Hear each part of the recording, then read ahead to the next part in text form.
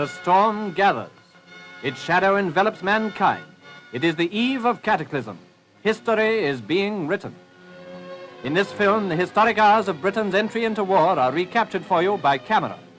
How did the people of England act in their great emergency? Those 2 memorable days carry a momentous story for future generations.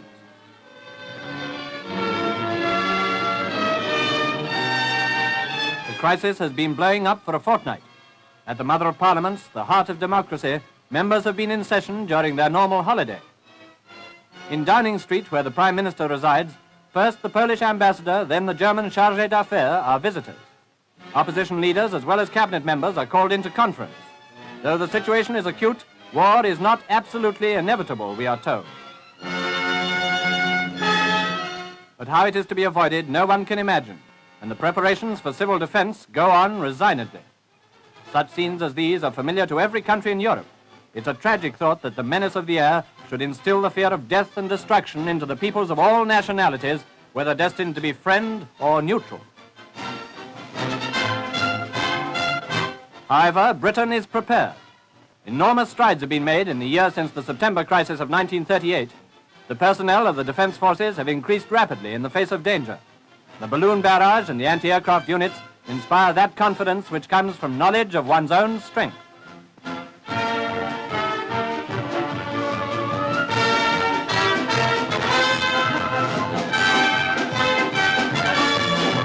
Outside Buckingham Palace, the King's sentries pass from peacetime scarlet to service khaki. The relieving guard wears steel helmets, which henceforth will replace the magnificent bearskin. War is not inevitable, but the chances of peace are slender indeed, and the hospitals are evacuated of their patients, young and old, who go to places of greater safety. How pathetic that these innocent human beings, in the midst of their suffering, should have to endure the threat of misery to come. Evacuation looked like being a big ordeal, yet so skillfully had the schemes been planned, and so willing was the help forthcoming, that the immense emptying of Britain's cities was carried out with almost the air of routine. The departure of the school children was, in particular, a triumph of orderly precision. From the crowded towns, children in their thousands left homes and parents behind and went away to live in the safety zones under the care of their teachers.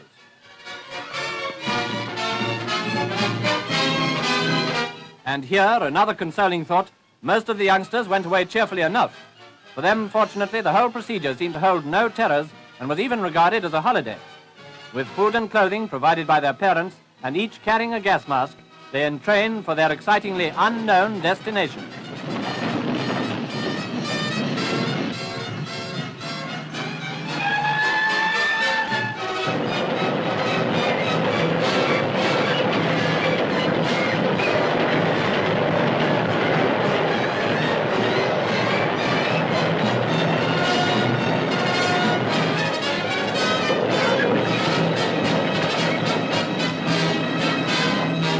How long will they be away? How long before they again return to live under the same roof with their parents? For most of them, it is the beginning of a long period in new surroundings. The routine of their young lives has been shattered by the high politics of nations, by events such as those of which they read in their history books, but hardly yet connect with themselves. It is indeed a strange experience for these thousands of children, as well as a great responsibility for those who are charged with their care during these heavy days. But the appeal of these homeless youngsters was one which captured the sentiments of the country districts, and the country districts cared for them with motherly solicitude. Parliament meets again as the crisis moves on to its climax. At 6 o'clock on Saturday, Mr. Chamberlain with his wife again leaves for the Houses of Parliament. It is now that Britain gives the final warning through the ambassador in Berlin. If German troops are not withdrawn from Poland, Britain goes to Poland's aid with all the resources at her command. The issue is set forth clearly. Britain will fight in the cause of her ideals.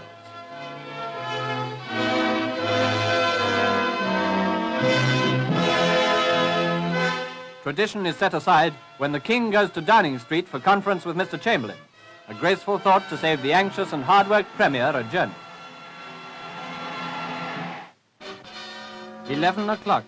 An hour sacred to Britain for its association with armistice. 11 o'clock on Sunday, September the 3rd.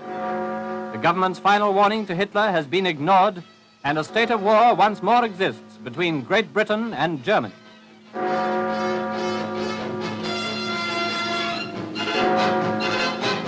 Arriving at Westminster to hear the ominous decision, statesmen set a good example, thereafter universally followed, by carrying their gas masks. Following the declaration of war, the cabinet has been reformed. Mr. Anthony Eden is now Secretary for the Dominions with special access to the War Cabinet. Mr. Churchill, as in 1914, is First Lord of the Admiralty.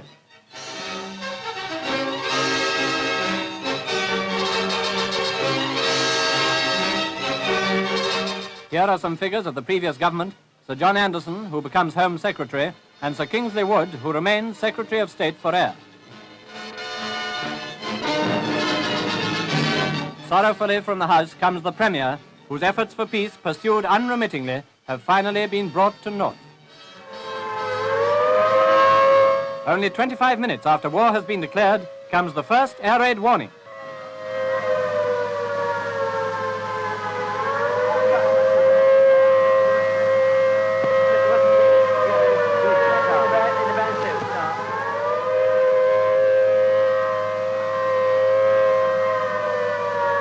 This was the opportunity for the people of Britain to demonstrate their traditional calm in the face of danger. There was no sign of panic. Men and women in the streets made their way quickly to the nearest shelter and queued up in orderly processions at the entrance.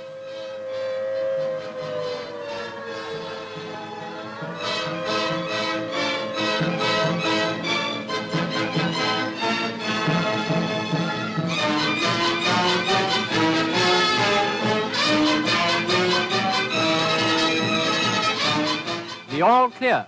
Although the alarm proved to be a false one, it was a swift reminder of what war now means to the civilian and a dramatic introduction to the new order of things.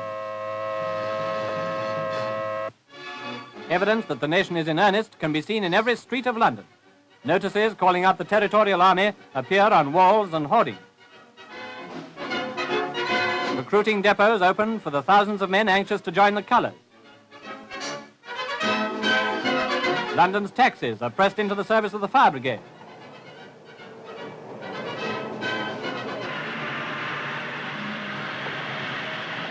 There are fewer wayfarers, and they all carry gas masks. Mattresses are installed in government offices where civil servants overwhelmed with war work may rest. Meanwhile, here's the last picture of Herr Kott, the German chargé d'affaires, as he leaves the embassy and drives away en route for Berlin.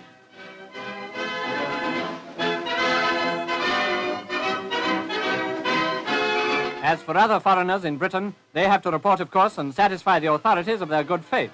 War always involves inconveniences for neutrals who are not concerned, but Britain endeavors to extend just and courteous consideration to all the aliens within her gates, including, as they do, many refugees from countries which have been overrun. But despite the changes and interruptions of normal life, the business of the country must go on, and the rush hours show very little diminution of traveling. For many of these people, it's a case of going to the office now and performing air raid precaution duty later in the day. The common tasks of everyday work are not the least important aspect of the war, which from now on will absorb the whole thoughts of the nation as it musters its manhood in arms.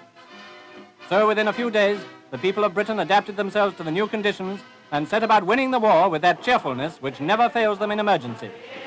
The scene of events shifts from London to the countryside, where Tommy Atkins is on the march.